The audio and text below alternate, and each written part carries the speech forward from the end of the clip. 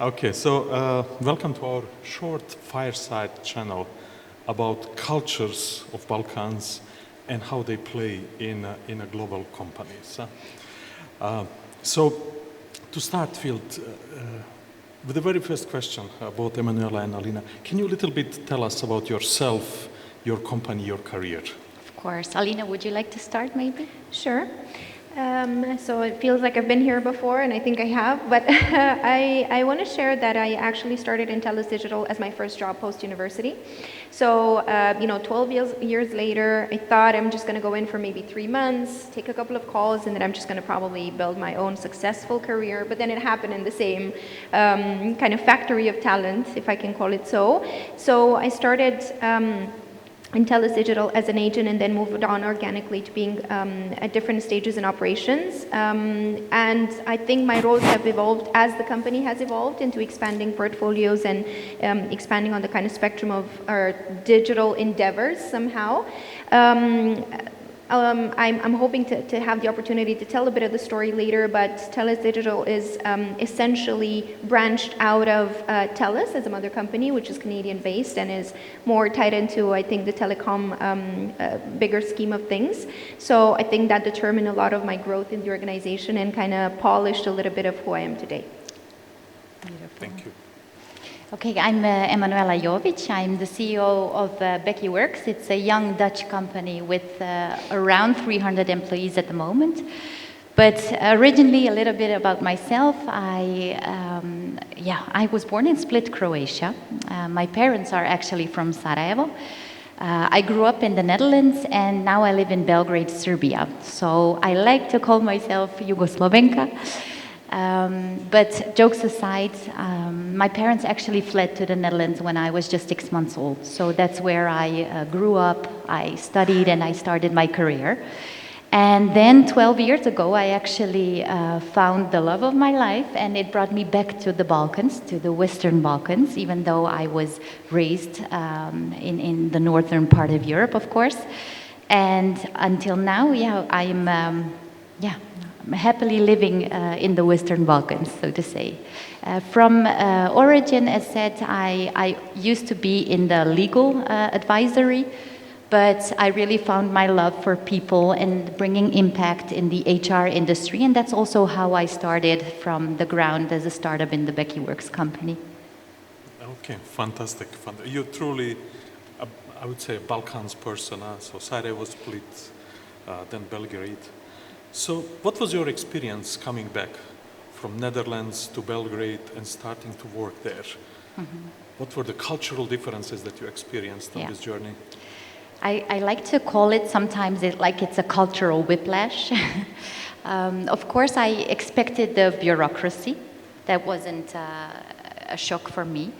I think mostly was the mindset in the professional environment.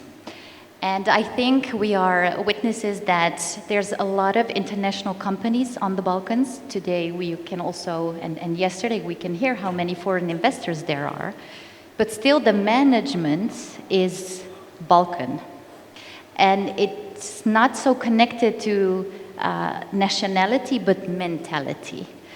And that is basically, we've talked also a lot about brain drain. But we haven't talked a lot about what are the main reasons for the brain drain. It's not only creating work opportunities, but it's also how do we treat the people who actually are wanting to grow, that have managers who don't think that other people's space to grow is a threat, for example, but to understand that there's space for everyone. So for me, it was very hard in the beginning because, as said, I worked for some international companies, but I really tried to find a space where I thought in the beginning it would be like a Dutch company. But I was very wrong, and it was wrong of me to think that I should create a Dutch company on the Balkans because the employees that we have are from the Balkans. So basically, it should be a synergy between both. The best of both worlds. So that's also how we started attracting clients. It's not only the other way around, because it's 50-50. If we want to create a good culture, we also need the support of the partners. So we started to grow gradually, but we didn't accept all of the clients that just wanted to find cheaper workforce on the Balkans, because we shouldn't underestimate ourselves. We and also other parts of the world can learn from each other, and we're equal to each other. So by thinking thoroughly about the processes, what type of clients to have, we were able to create a better work environment also for our employees and our colleagues, because it's a 50-50% of effort. Okay, thank you. Alina, so how do you find a Balkans culture, which I would call, even in Romania, in my experience, is very, very similar to the rest of our countries here. So how do you find this Balkans culture fit into the global TELUS operations?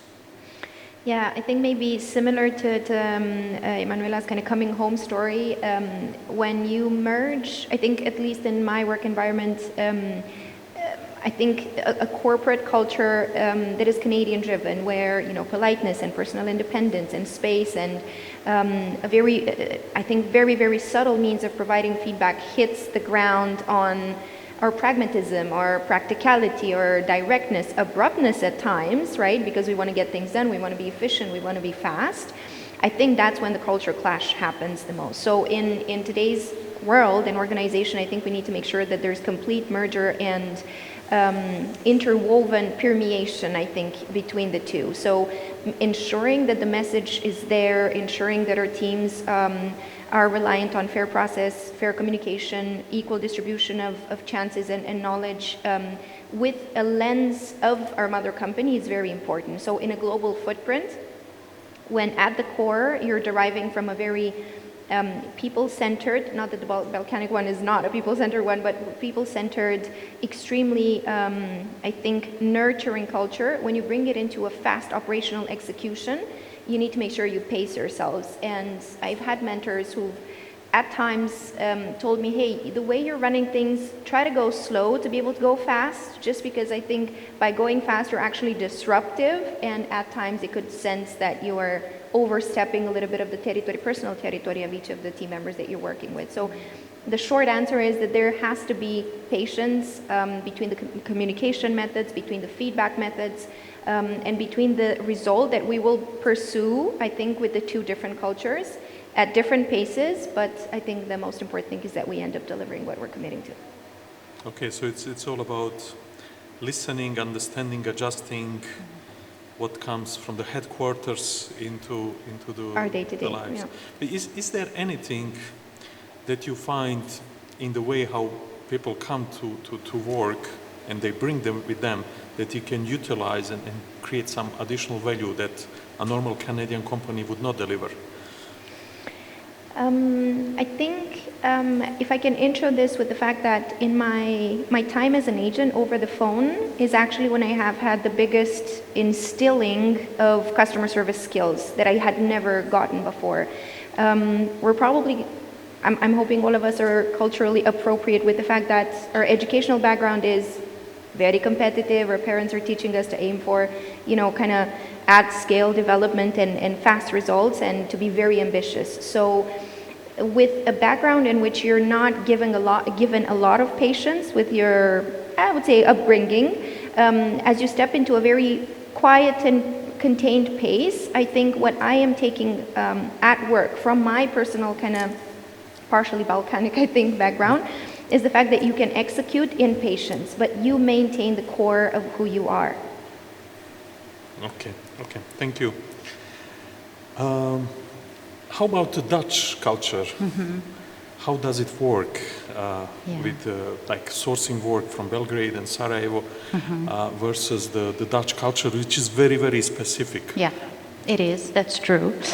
I think the key to the success is embracing, as I said in the beginning, best of both worlds. So what a difference is, for example, in the Netherlands, everything runs on discipline, structure, consensus, and overall the structure is very flat. So no rigid hierarchy. We are on a U-term basis. So also I would say they are very direct but not personal. And if you agree on Tuesday at 10, it really means Tuesday at 10, not like a little bit here. But on the other side, I would say with the warmth, the work ethics that the people that surround us and which actually contain the workforce on the Balkans, it's a beautiful combination, because also they have learned a lot from us here. That's the warmth, the hospitality, being hospitable, being open to others. For example, you can have an entire business conversation over a cup of coffee. You can run into 3 friends unexpectedly, and still at the end of the day, I would feel more connected than I would in a week abroad, where mostly I would feel like my life evolves around work. And here on the Balkans, what I love the most is that there's a constant reminder that work is part of life and not the other way around. So I would say the key is in embracing the best of both, and there's so much to learn. I mean, we're all individuals that need to evolve. So how do you do that? How do you teach culture from here to the headquarters?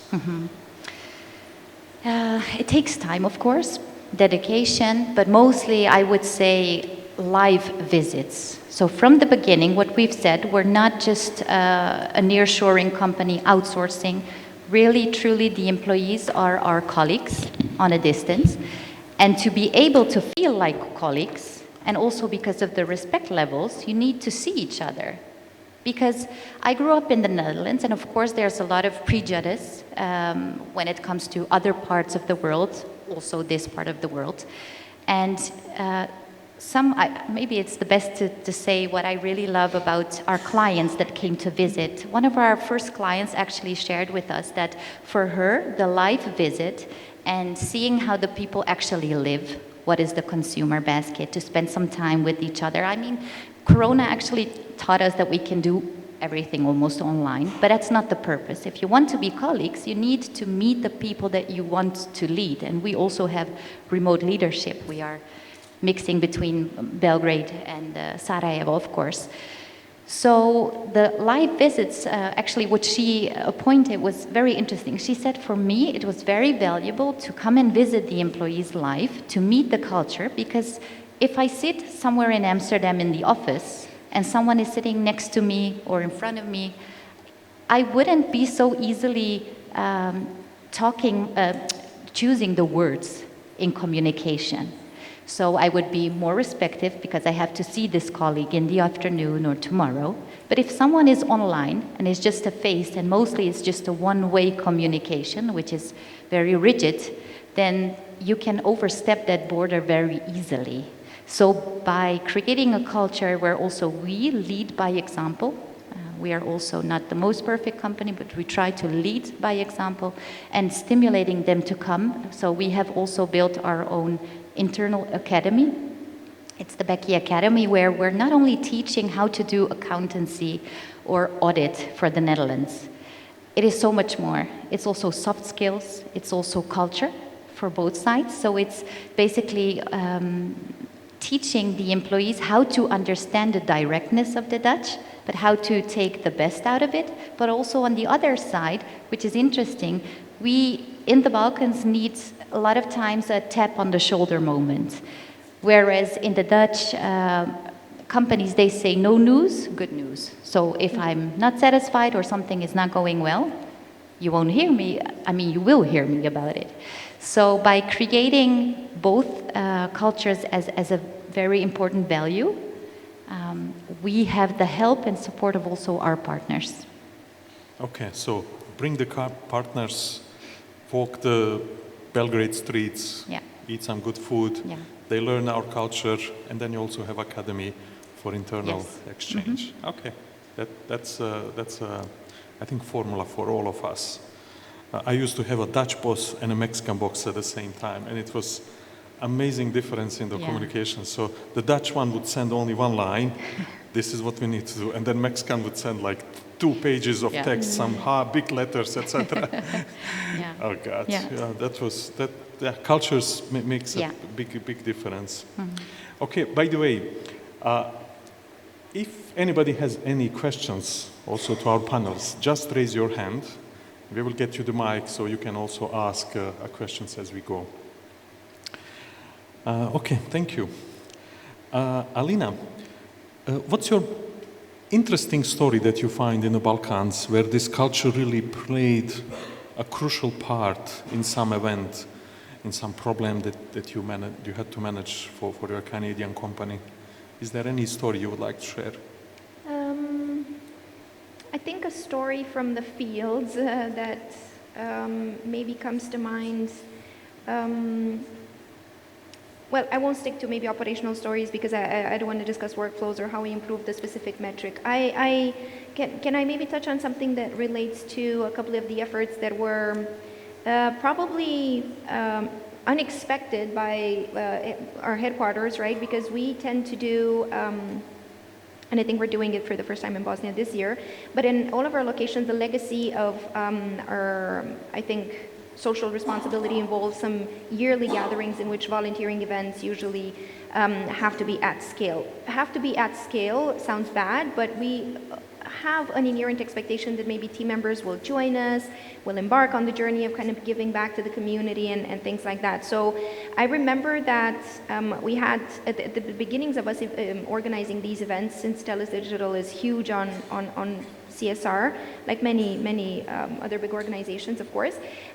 We had an expectation that I think out of the couple thousand individuals that we were expecting to sign up, we would get maybe a third showing up. So we arranged, of course, facilities, transportation, logistics. We had built some tasks on the field around who's going to do what, and we ended up with double that amount, with people who had been commuting on their own at their own cost, showing up a couple of 100 kilometers away from their home cities, just to be able to kind of give back. And I think the logistics of the event was not as successful just because many more people kind of showed up and we weren't ready to give work to everyone who showed up.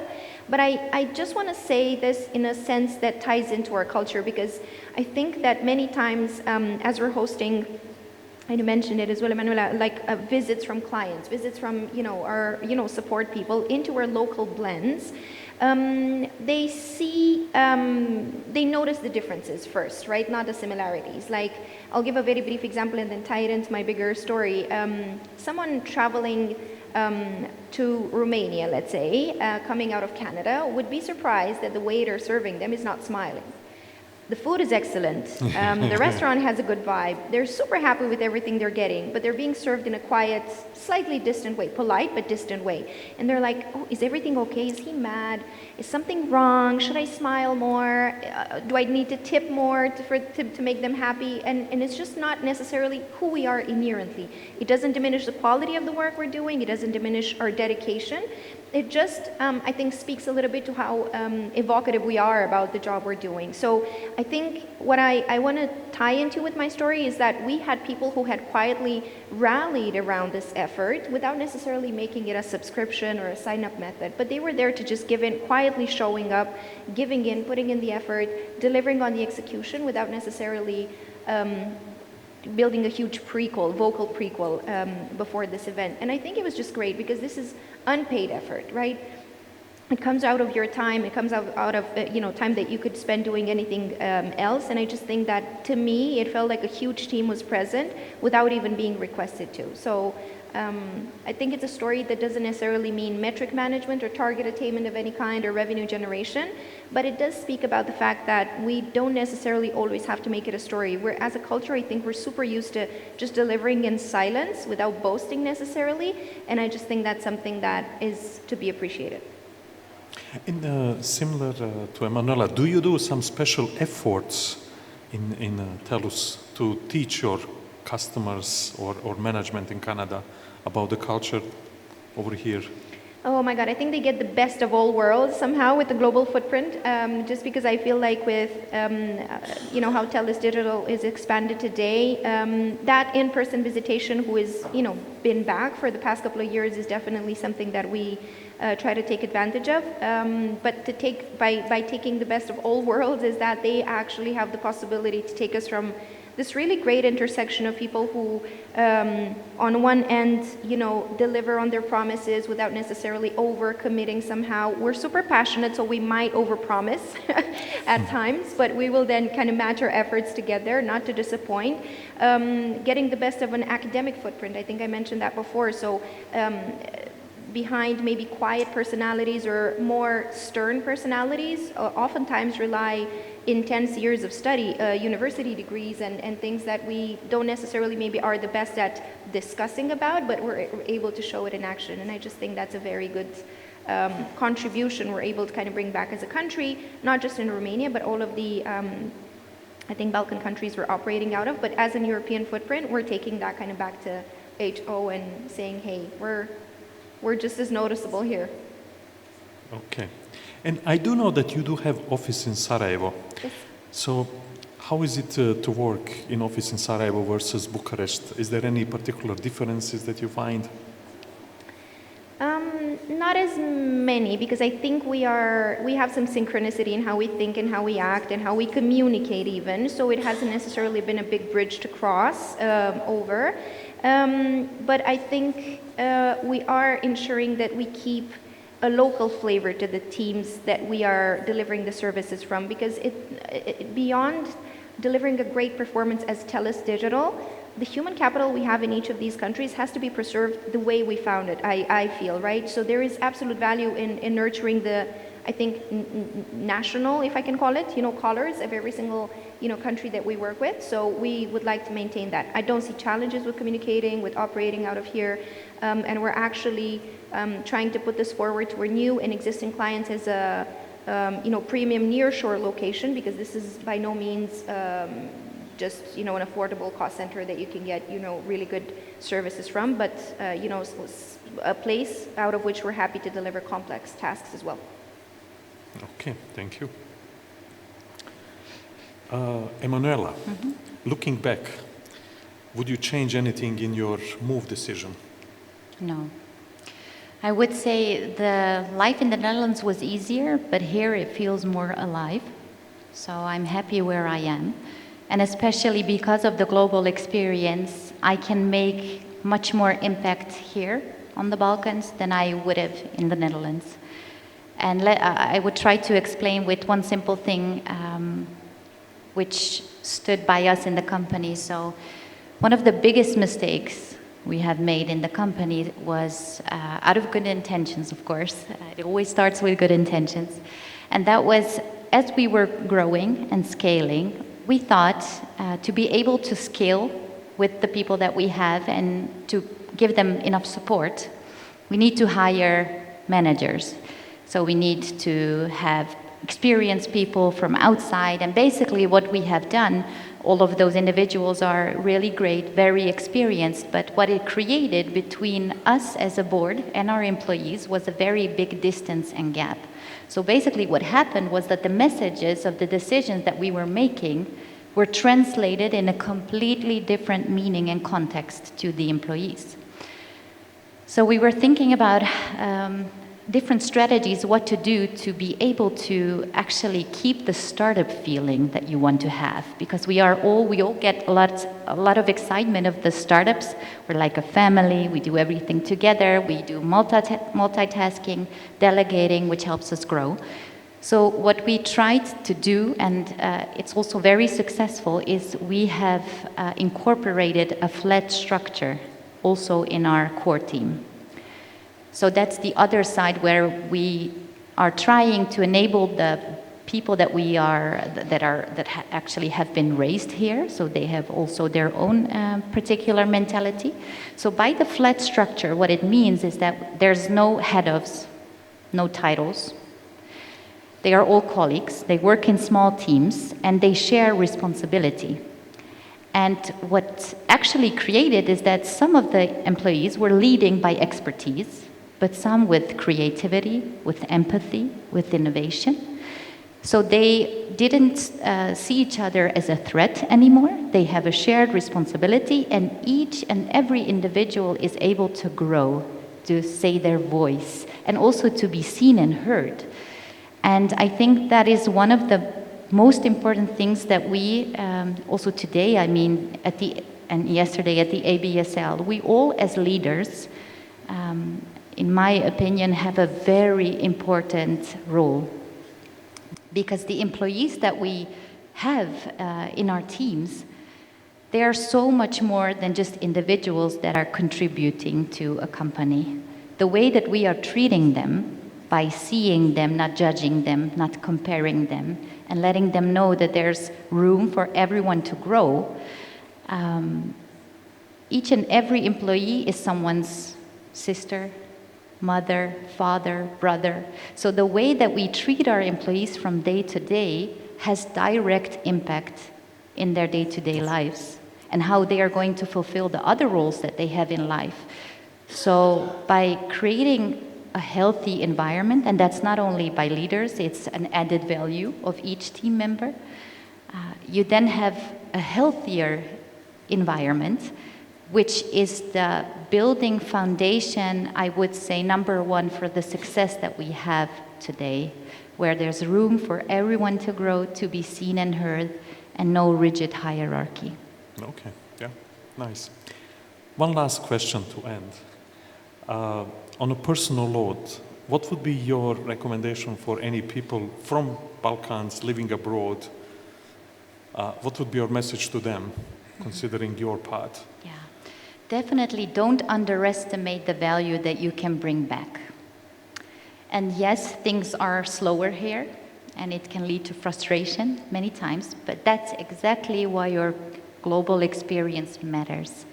Because one company cannot employ all of the people on the Western Balkans. So we as a community can make a change and a shift. So if we come back and create and use the experience that we have, then all together we can create a more powerful and a better Western Balkans. Okay, thank you very much. Just final check, if anybody has a question, just raise your hand. We do have one.